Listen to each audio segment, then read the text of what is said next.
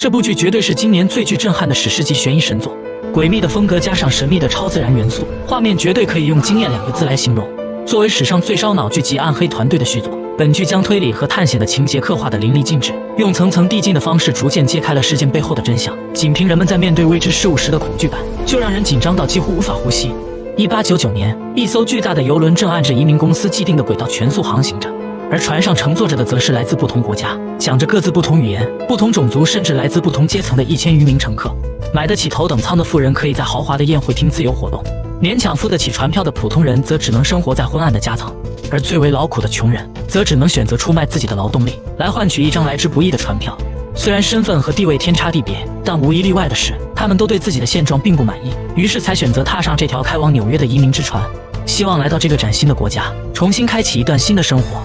虽然距离期盼已久的目的